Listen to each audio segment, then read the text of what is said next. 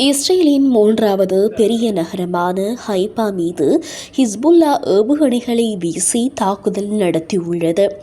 காசா மோதல் மத்திய கிழக்கு முழுவதும் பரவி பிராந்திய யுத்தம் பற்றிய அச்சத்தை எழுப்பியுள்ள போதும் இஸ்ரேலியர்கள் அக்டோபர் 7 தாக்குதலின் முதல் ஆண்டு நிறைவை குறிக்கும் வகையில் நிகழ்வுகளையும் போராட்டங்களையும் நடத்தி வருகின்றனர். பிரைம் குரூப் அறிமுகப்படுத்தும் இலங்கையின் முதலாவது நவீன வீட்டு அபார்ட்மெண்ட் நகரம் கிரிபத்குடையில். அழையுங்கள் 0772041041. இந்நிலையில் ஹமாஸ் சார்பான ஈரான் ஆதரவு பெற்ற ஹிஸ்புல்லா அமைப்பு இஸ்ரேலின் ஹைஃபாவின் தெற்கே உள்ள இராணுவ தளத்தின் மீது தாக்குதல் ஒன்றை நடத்தியுள்ளதாக தெரிவிக்கப்படுகின்றது. அதனைத் தொடர்ந்து ஹைஃபாவின் வடக்கு பகுதிகளையும் ஏவுகணைகளால் குறிவைத்ததாக ஹிஸ்புல்லா அறிவித்திருக்கிறது. இதன்படி திங்களன்று மாலை 5 மணி நிலவரப்படி சுமார் 135 ஏவுகணைகள் இஸ்ரேலிய எல்லைக்குள் நுழைந்ததாக அந்நாட்டு இராணுவம் தெரிவித்துள்ளது. குறித்த தாக்குதல் காரணமாக ஹைஃபா பகுதியில் 10 பேரும் மத்திய இஸ்ரேலின் தெற்கில் மேலும் 2 காயமடைந்துள்ளதாக தெரிவிக்கப்பட்டுள்ளது. இந்நிலையில் தெற்கு லெபனானில் ஹிஸ்புல்லா இலக்குகள் மீது விமானப்படை விரிவான குண்டுவீச்சுகளை நடத்தி வருவதாகவும் 2 இஸ்ரேலிய வீரர்கள் கொல்லப்பட்டதாகவும் இஸ்ரேல் இராணுவம் அறிவித்துள்ளது. எவ்வாறாயினும் லெபனானுக்குள் இஸ்ரேலிய இராணுவ வீரர்களின் இறப்பு எண்ணிக்கை 11ஆக அதிகரித்துள்ளமை குறிப்பிடத்தக்கது. பாகிஸ்தானின் கராச்சியில் உள்ள மின் உற்பத்தி விநியோக நிறுவனத்தில் பணியாற்றி வரும் சீன நாட்டினரை குறிவைத்து இன்று தற்கொலைப்படை தாக்குதல் நடத்தப்பட்டது.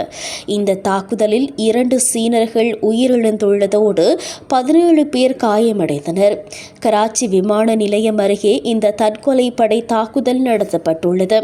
இந்த தாக்குதலை பலுச்சிஸ்தானை சேர்ந்த கிளர்ச்சி குழு மேற்கொண்டதாக தகவல் வெளியாகியுள்ளது. எதிர்வரும் நவம்பர் 5ஆம் தேதி நடைபெறவுள்ள அமெரிக்க ஜனாதிபதி தேர்தலில் விண்வெளியில் இருந்தவாறு சுனிதா வில்லியம்ஸ் வாக்களிக்க உள்ளார். நாசா விண்வெளி வீராங்கனையும் இந்திய வம்சாவளியை சேர்ந்தவருமான சுனிதா வில்லியம்ஸ் கடந்த ஜூன் மாதம் 5ஆம் தேதி சக வீரர் புட்ச் வில்மோருடன் சர்வதேச விண்வெளி நிலையத்திற்கு சென்றார். அவர்கள் சென்ற விண்கலத்தில் தொழில்நுட்ப கோளாறு ஏற்பட்டதால் 2 பேரும் பூமிக்கு திரும்புவதில் சிக்கல் ஏற்பட்டுள்ளமை குறிப்பிடத்தக்கது. 2024ஆம் ஆண்டின் மருத்துவத்திற்கான நோபல் பரிசு தற்போது அறிவிக்கப்பட்டுள்ளது.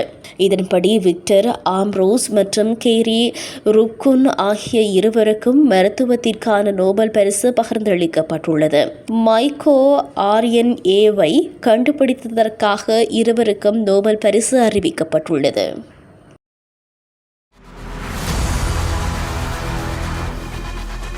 இலங்கையின் முதல் நிலை முதற்கர செய்தி வழங்குனர் வீரகேசரியின் குறுந்தகவல் செய்திகளை உடனுக்குடன் தமிழில் பெற்றுக்கொள்ள டயலாக் வலையமைப்பிலிருந்து REG இடைவெளி வீக்கி என்று பதிவிட்டு 87 960 என்ற எண்ணுக்கு குறுஞ்செய்தி ஒன்றை அனுப்புங்கள்.